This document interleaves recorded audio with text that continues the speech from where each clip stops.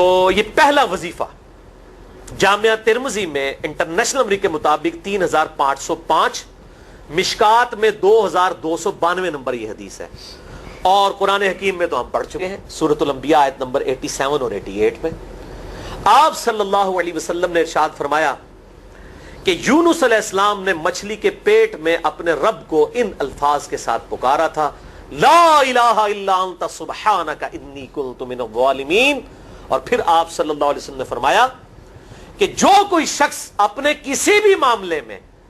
کسی بھی پریشانی میں اس دعا کے ذریعے اللہ کی طرف متوجہ ہو، اللہ تعالیٰ اس کی دعا کو قبول فرما لیتا ہے۔ اور قرآن میں بھی آ گیا نا کذالک ننجی المؤمنین، اور کتنا بڑا فتویٰ آیا میرے بھائیوں، سورہ الصافات 143 144،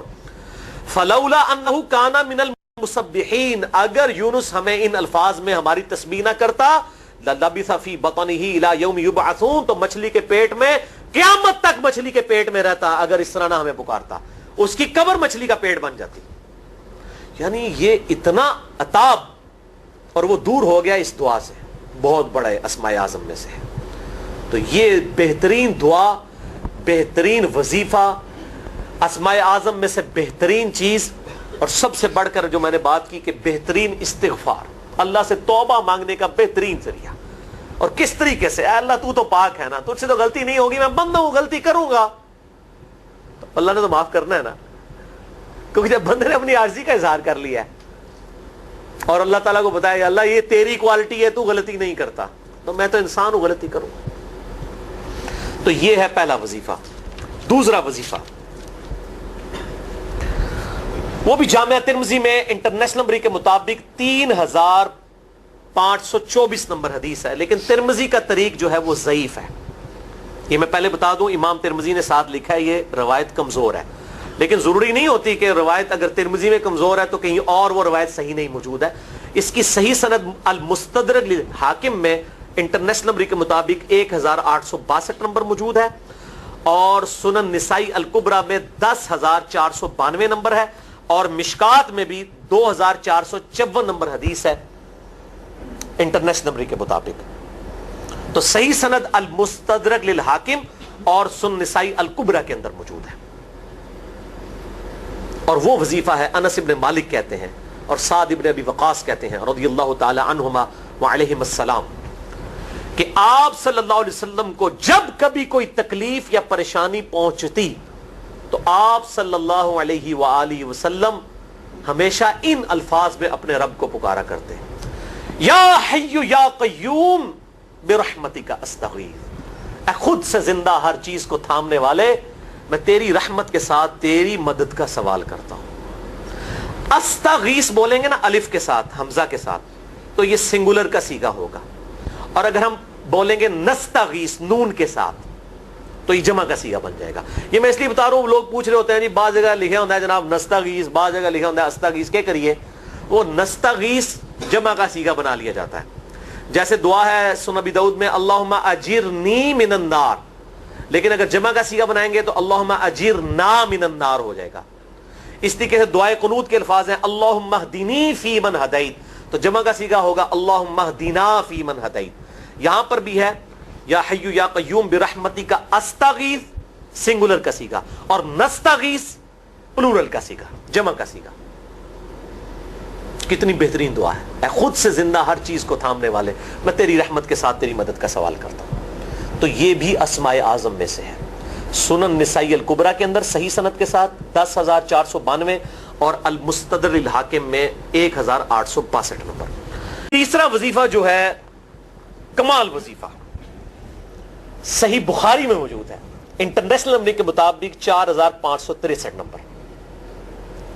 ابن عباس رضی اللہ تعالی عنہما کہتے ہیں وعلیہم السلام، وہ کہتے ہیں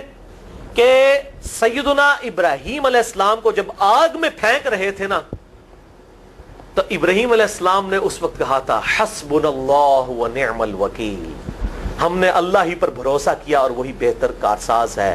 اور تمہارے نبی صلی اللہ علیہ وسلم کو بھی جب مصیبت اور پریشانی آتی تھی وہ بھی پڑھا کرتے تھے حسبنا اللہ ونعم الوکیل، ہم نے اللہ ہی پر بھروسہ کیا اور وہی بہتر کارساز ہے۔ اس کے اندر وہ شعر جو بنا دیا نا نعم المولا و نعم النصیر، ویسے الگ سے آیت ہے الگ سے آیت ہے, لیکن یہ شعر نہیں بنانا, بس اتنا ہی وظیفہ ہے, حسبنا اللہ و نعم الوکیل. اور یہ جو انہوں نے کہا کہ نبی صلی اللہ علیہ وسلم بھی یہ کہتے تھے, اس کا ذکر الحمدللہ قرآن میں بھی موجود ہے, اس سے بھی بڑھ کر سورہ آل عمران کی 173 نمبر آیت میں ہے کہ جب نبی صلی اللہ علیہ وسلم اور اہل ایمان کو یہ خبر پہنچی کہ کافر ان کے خلاف سازشیں کر رہے ہیں, تو نبی اور اہل ایمان نے پکارا حسبنا اللہ و نعم الوکیل. تو حسبنا اللہ و نعم الوکیل قرآن کی آیت بھی ہے, اور یہ ہے وہ آیت, وظیفہ قرآن میں آیا ہوا ہے, یہ آل عمران 173 اور صحیح بخاری 4563. اور مجھے بڑا وجد آیا کہ ابراہیم علیہ السلام کو جب آگ میں پھینکنے لگے تھے, انہوں نے اس وقت اللہ کو ان الفاظ کے ساتھ پکارا, حسبنا اللہ و نعم الوکیل. اچھا, یہ جتنے بھی وظیفے ہیں نا میرے بھائیوں, ان کا فائدہ اسی وقت ہے جب آپ کو ترجمہ بھی ان کا آتا ہوگا, ورنہ آپ روزانہ جتنی مرضی تسبیح کھینچتے رہے کوئی فرق نہیں پڑے گا. اس لیے میرا ایک پرسنل مشورہ ہے کہ جب بھی یہ وظیفے پڑھے نا آپ, اردو ترجمہ بے شک آتا بھی ہو رہا ہے, ایک دفعہ اپنی زبان میں اس کو ریپیٹ کریں. یعنی آپ پڑھیں حسبنا اللہ و نعم الوکیل, میں نے اللہ ہی پر بھروسہ کیا اور وہی بہتر کارساز ہے. آپ دیکھیں یہ صوت القرآن چینل میں جب وہ عربی چل رہی ہوتی ہے, جیسے ہی وہ مراج الدین خان کا ترجمہ شروع ہوتا ہے نا, کیسے کب کبھی تاری ہو جاتی ہے, کیونکہ ہماری زبان میں بات ہو رہی ہوتی ہے نا. ابھی ابھی تو نہیں قیام اللیل میں رو رہے ہوتے, ان کی زبان میں بات ہو رہی ہوتی ہے, اپنی زبان کا اثر ہوتا ہے. اسی طریقے سے آپ لا الہ الا انت سبحانک انی کنت من الظالمین, یا حسبنا اللہ و نعم الوکیل, یا حی یا قیوم برحمتک استغیث, جو بھی وظیفے پڑھیں نا, ایک دفعہ ان وظیفوں کو جب آپ الگ سے دعا مانگ رہے ہوں, اس وقت اس کو آپ اپنی زبان میں بھی دہرائیں. اور اس کے لیے کوئی تسبیح نہیں کھینچنے کی ضرورت کہ آپ نے اتنے 100 دفعہ پڑھنا ہے. تسبیح تو ویسے ٹھیک ہے, وہ آپ استعمال کر سکتے ہیں, لیکن آپ چلتے پھرتے اٹھتے بیٹھتے ہر وقت جس حالت میں بھی, اور صحیح مسلم میں حدیث ہے کہ یہ جو وظائف ہیں ان کے لیے تو کوئی وضو بھی کیا, غسل بھی پروٹوکول نہیں ہے. ہم عائشہ کہتی ہیں نبی صلی اللہ علیہ وسلم حالت جنابت میں بھی اللہ کو یاد کر لیا کرتے تھے. صحیح مسلم میں حدیث موجود ہے, جنابت والے چیپٹر میں ہر حال میں اللہ کو یاد کر